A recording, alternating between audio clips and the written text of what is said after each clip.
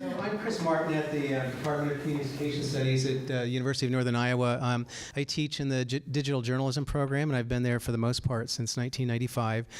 For the past 3 years, I've been working on the Science in the Media project, and it's a project that that's funded by the Carver Foundation. The Roy J. Carver Charitable Trust, in fact. It's part of a larger Science in Action project, and the Carver Foundation was interested in funding this because they wanted to make a leap between the scientific information and data that research scientists developed and trying to get that into the public discussion. So we're kind of working in the middle here. I'm a professor of digital journalism. I'm not a scientist, but my job is try to facilitate these discussions and also to facilitate journalism that's covering science, especially environmental science connected to Iowa. So we've had two main strategies with Science in the Media. First is the Science in the Media resource bank. So we have a website that we've had for a couple years, scienceinthemedia.org. Which has lots of information. The idea behind that is that there would be information that journalists of any level could use. Again, most of it's focused on environmental science in Iowa. And then the second strategy we've had is Science in the Media in high schools. Originally, we were very ambitious. We were thinking that we would do workshops with lots of different high school journalism programs around the state. We quickly discovered that this is work that's both rewarding but also can be kind of slow because you're working with high school journalists, and so there's kind of an education process that happens along this. So the good news in this is that we had a partner, Iowa Watch. So we, in working with Lyle Mueller and Iowa Watch, we tried to develop new data, and then they could use it to develop stories. And Iowa Watch also became a really good partner.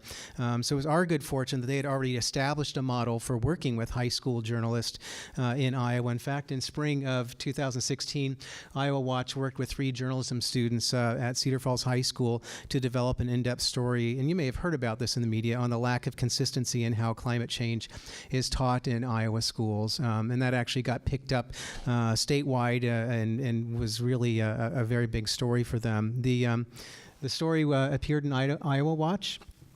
And this actually happened right as we were starting to ramp up Science in the Media. So we saw this and thought this could be a really good partnership. So we've been really happy to work with them on that. And as you can see here, it got picked up in the model that Iowa Watch has as a nonprofit investigative news organization. The story got picked up by a lot of other media around the state. Full disclosure here, if you look closely at the 3 Cedar Falls High School students that worked on this project, the second author here is Olivia Fabos Martin, same last name as me, and actually one of my daughters. So Livy had worked on this in her senior year with Lyle and was just so appreciative of the project. It was really an interesting thing to do. And the really good news is actually I have another daughter who's sitting right here, same last name. So that's the full disclosure in this.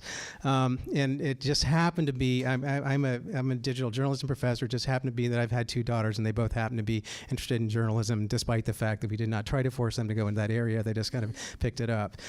So that made it actually, kind of in an interesting way, kind of even more interesting for me to work on this project. So I want to talk a little bit about some of the projects we've worked on, and then I'll have Sabine explain more from her perspective what happened there. So the first project we worked on, interestingly enough, was about nitrates in water. And so some of the things that what's that? Oh, yeah, and we'll have handouts here. When you're talking, I'll get those. We actually have some examples from the high school newspaper from Cedar Falls about how those stories went. So what happened here is in the spring of 2017, we had launched our website and began working with Iowa Watch and the Cedar Falls High School students on a story about nitrates in water supplies. And so we were really starting from the ground up. What we do at Science in the Media, I have a grad assistant or 2, and one of the first things we do actually is try to put science in the public, so bring it out from behind the paywall. So we literally look at research in research journals, since we're at a university, and actually I have one of the first things I have have my grad students do is actually just write summaries in kind of layman's terms of what these studies are like.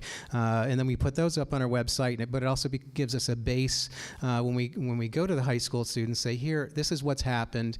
This is kind of some of the main research studies and recent ones in the area, just to give us a base, in the science of what's been happening. So one of the other things we do is actually try to develop some data to work with, and so put out data sets on the Science and the Media site that no one's had access to before. And thinking a little bit about one of the earlier presentations, what we're trying to do is all these are environmental concerns that have been around for a long, long time. So it's not timely in the journalistic sense, but there's a lot of currency to them. And to make kind of a news peg for these stories then, what we're trying to do is develop new data sets that gives us a reason for talking about nitrates again, or talking about some of the other topics we've been talking about. So this is actually from Cedar Falls Utilities, their drinking water nitrate level, and it tells an interesting story. If you go all the way back to the 1960s, all the way to 2016. It was in the early 90s that you start to see their data becomes annual then, but it starts to really hit that 10 parts per million that limit, which is set by the EPA. And so what we found out in that research is that Cedar Falls Utilities actually has multiple wells around the city, and there's 3 wells that are usually over 10 parts per million, and they use the other well water to dilute that water to keep them. So you can see they're just riding right below 10 for years on end. So that's been a really interesting thing. This is what the high school looks like. Brian Winkle is the instructor there. This is a photo taken by Lyle in spring of 2017. The students meeting also with their board member and iWatch co-founder Stephen Barry on that day. So I'll have Sabina talk a little bit about exactly what you do in this process then. Okay. So in the whole process, we get all the information from Science and the Media and all the data, and then we have to kind of digest it and realize what we're working with. So I reported a lot on this story, and I found one morning I went door knocking to go get interviews because to go try to find someone who was concerned about this whole thing. And this is the couple that I found early on, like Saturday morning in my town. And really, what I learned from this project is how a lot of people don't actually know about nitrates and how harmful they are. And a lot of people they really weren't aware and educated on this. So I think that, as we were talking earlier, kind of having a story to go along with the data really helped integrate it, and I think it will help educate people. And so right there also is one of the wells that we found, and these people lived right across from this well, and they lived there for 10 years. They didn't even know what it was. So I think that it educated a lot of people in our town. So this story was ultimately after several months working on it, and where Lyle would come up and meet in Cedar Falls, and I would join them. It was a big story for iWatch. It got republished by the Waterloo Cedar Falls Courier, the Des Moines Register, and the Cedar Rapids Gazette. I just want to show you so we have some of the papers going about. We don't have enough for everyone, but please take a look at them. Just something interesting, when we were talking about nitrates at a couple sessions before, it's something that's odorless and it doesn't appear in water either, at least visually. So we were trying to think of a way to visualize that. And so what we ended up doing, thinking about milligrams per liter. So we actually got liter carafes, just kind of standard thing you might have around the house, and we filled them with a liter of water. And then we actually put in from 0 to 10 to 20 to 30, 40 milligrams of just kind of a food coloring, just to visualize it in some way. And we actually explained what we are doing here, but just to give people a visual idea of this is how much it looks like with this much amount of this substance in. And so to try to visualize that same thing is similar with nitrates. This is just kind of a couple key paragraphs from that story just to give you an idea of what we wrote about as well. In 2018, this is last year, we worked on another project on pesticide spray drift and the potential threat to schools. when this, we had heard a little bit about spray drift, and there's been research about spray drift, none specifically about its effect on schools. And there are research scientists at the University of Iowa that do interesting work on actually collecting spray drift samples in rural areas. And so, based on some previously done work on spray drift and how it affected, as we went through the literature, how it affected farm families and farmhouses, there had been some information on that.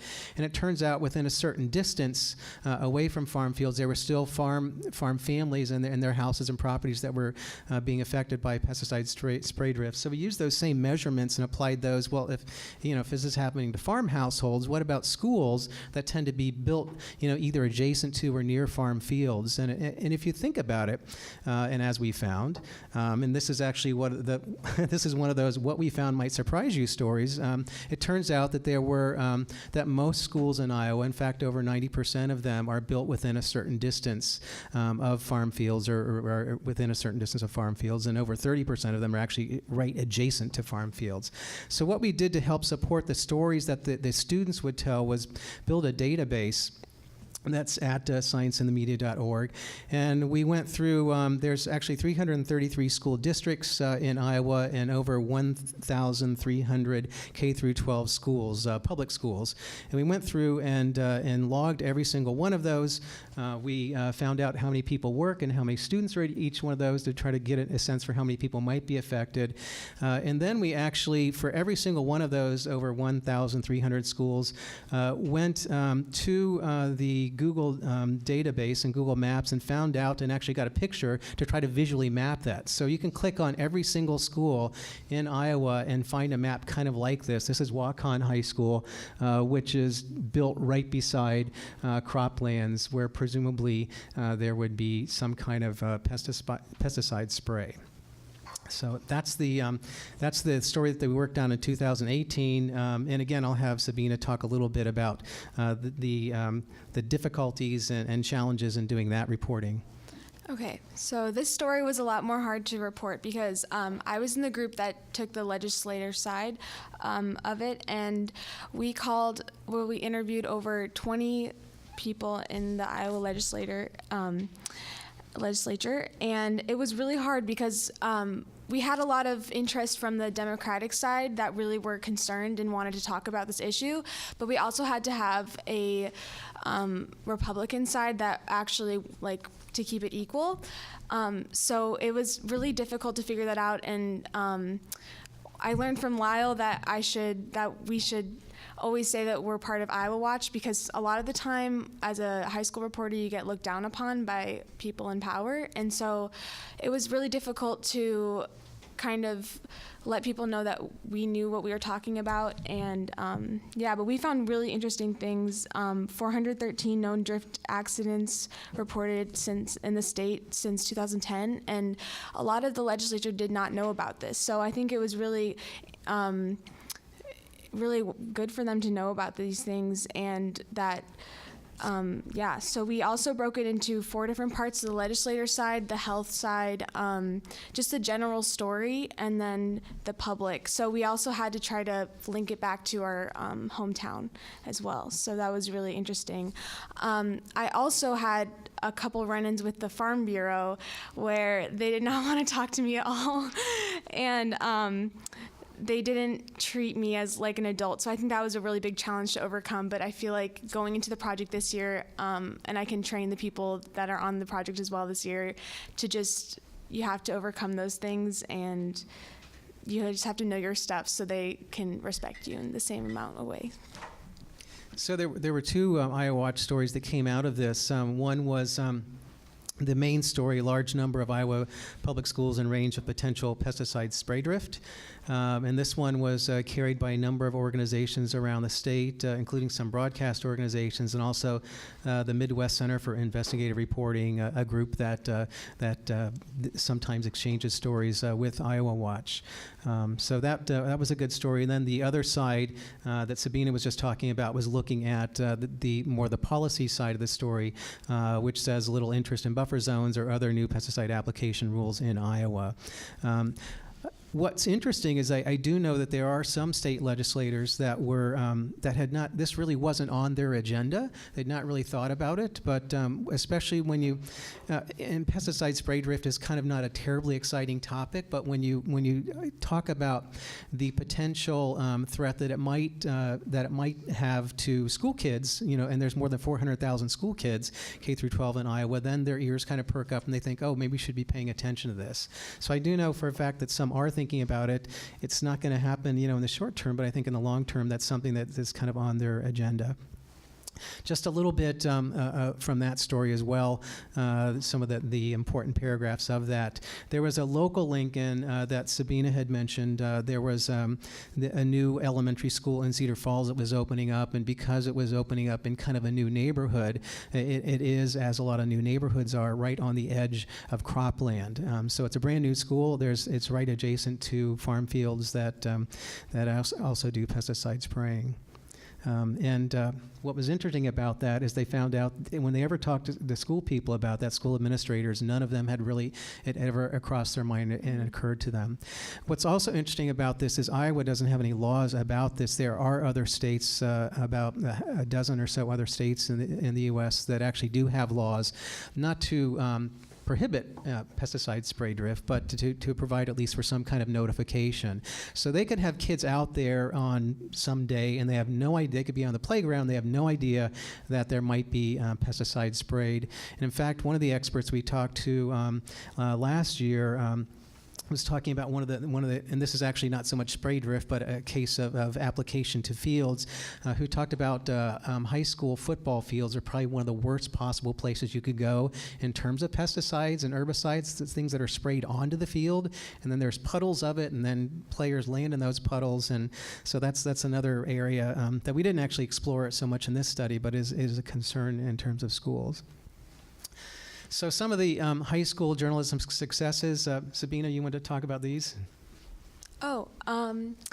We got to work with Iowa Watch, of course, and we were mentioned in the Columbia Journalism Review, which is a really cool opportunity. My high school team is News Team of the Year 2 years in a row. And we were also awarded in the Institute for Nonprofit News, which was it was a really great opportunity, and that we were chosen out of all of the articles about that. So this year, our funding for the grant works out. We'll still continue our work. We've got a really good base, and so we're working with Cedar Falls High School on the question of, which also relates to things we've talked about today, the question of eating fish from Iowa's waters.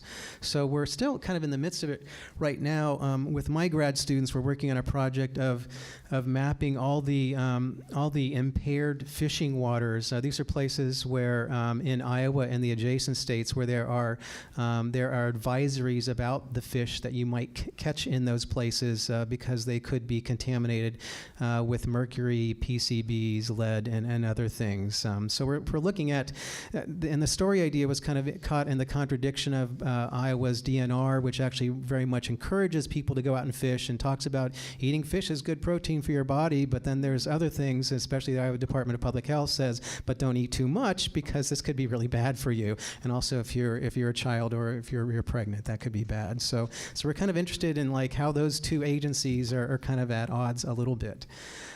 So some of the initial conclusions from our project, we found that high school and college journalists are better than you think. Lyle has worked also with college journalists who we've tried to help support Iowa Watch in doing that, and they've done really great work. It demonstrates the value of independent news services like Iowa Watch. So for as investigative journalists or people who are even on an environmental beat get cut and maybe don't exist at news organizations, Iowa Watch can provide some really interesting stories and other organizations like that in other states. It also demonstrates the viability of environmental reporting even with constraints. So we've had a pretty small budget at Science in the Media. It's pretty much just myself and on top of my regular full-time job and maybe one or two other graduate students. But on that pretty small budget, we've been able to organize and generate data for environmental journalism. And I think that sort of thing is possible for other people as well. So stories can be developed in partnership with Iowa Watch. But I also think for all the news organizations here, people representing them, if you have pretty focused projects about what you want to do, and we have a whole board of, on one topic over here, if you know what you want to do and you're pretty focused about it, you could develop some data or information about that one thing and maybe do that in concert with, students at a local high school or in concert with a student from a community college or university in your area. So, have them intern for a semester and say, hey, we've got this project we want to do on X in environmental journalism, and we just need to collect this data, because I know, talking to journalists all around the country and all around the state, I know you're overloaded. I know there's lots of things you can do, and you have ideas for stories, and you say, only if I had this, I would want to do this story. And I think there's an opportunity, and I think it's demonstrated if Iowa Watch can do this with high school and college journalists, I think that's possible for you to do that sort of thing too. Yeah, just get us to do the dirty work. Yeah. I wasn't going to say it in such horrible terms, but yeah, ask a student to help you do the dirty work. So I take any questions.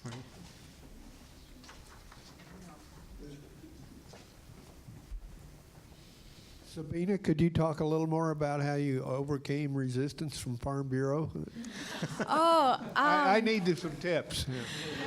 Oh man, I don't know. It was with one. I had a really hard time contacting them for some reason. The first time I was calling them, and then finally I emailed them to follow up with my calls, and the woman who emailed me back kind of went off on me and kind of was like it was like a mean niceness. Like, she really wanted to help me, but it was like also throwing in just jabs after jabs. And I was just like, oh, okay. And it was okay. My other friend who reported on this she called Sandy Salmon, and she just hung up on her. And so we had a couple run-ins, and I remember I was trying to figure out a farmer for the story. I was calling farmers from all adjacent to schools, and none of them wanted to talk. And I know some people earlier were talking about calling farmers and none of them want to talk, and I can relate to that because it was hard to find one, but I think we found one finally, so yeah. Yeah, Farm Bureau, I don't know, that was hard. Thank you guys so much for presenting. This is kind of more of a technical question about the data set you guys were working with. I'm kind of interested in what values you guys use to connect, to determine how close a school was to a piece of land. That's kind of an interesting relationship, and I was just wondering what that looked like on a CSV file. Well, for that, yeah, we just put together. So to start that file, we actually downloaded from the Iowa Department of Education. So we got just their basic list of the 1,300 or so schools, 13,020 schools at the time, K through 12, and so we got that list, and then we actually went through and. It was just kind of by chance. We were looking at some. I'd remembered as years ago driving by Starmont School District in Northeast Iowa, and it was like on a corner. I remember it, and I was thinking about it in terms of like, boy, this is a horrible place. Like if there's ever going to be a tornado, because it was just white out in the open. It was all cropland around it, and it was just on the corner. And so I looked at a Google map of that as an idea of like, because I remember that's just surrounded by cropland. Then I thought like, well, let's just do that for every single school building. And so we did that, and actually on the Google Maps there's a key for distance, and so we just kind of estimated based on each one, like how close they are to cultivated cropland. And so that was kind of the way we did that. So you can click on the data set and look at any single one of them. Now that may change over time as things get built around them, but again, we found more than 90% of the K through 12 schools are within 2,000 feet, and over 30% are immediately adjacent. Like there's a school building, and then there's rows and rows of soybeans or corn or something like that. Yeah. If all goes according to plan, and that is, we have half a sentence that we have to confirm yet, but another Science in the Media story will be published tomorrow at Iowa Watch and then distributed to newspapers across the state, and it deals with the number of pesticide investigators at the Pesticide Bureau in Iowa not increasing while their workload has doubled. But this is how it works. We have this 1,500-word story, but we have half a sentence that needs to be confirmed. So that's what's holding it up right now. And I would just say I appreciate that because I think that's something we kind of discovered, as you were working on this story, that there were other deficiencies along the way. Talking with that part of the state government and realizing that they didn't have really a lot of people, on staff.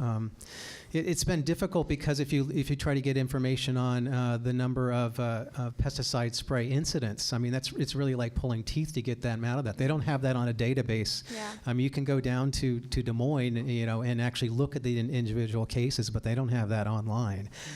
So there are some other groups getting that information. Someone actually at University of Iowa now who's trying to digitize that and get it online. But so there's some information that they might collect that they don't make accessible, and that's kind of what we've tried to do at Science and the Media, is trying to find information and make it accessible so people can do stories on it. All right, thank you both. Chris.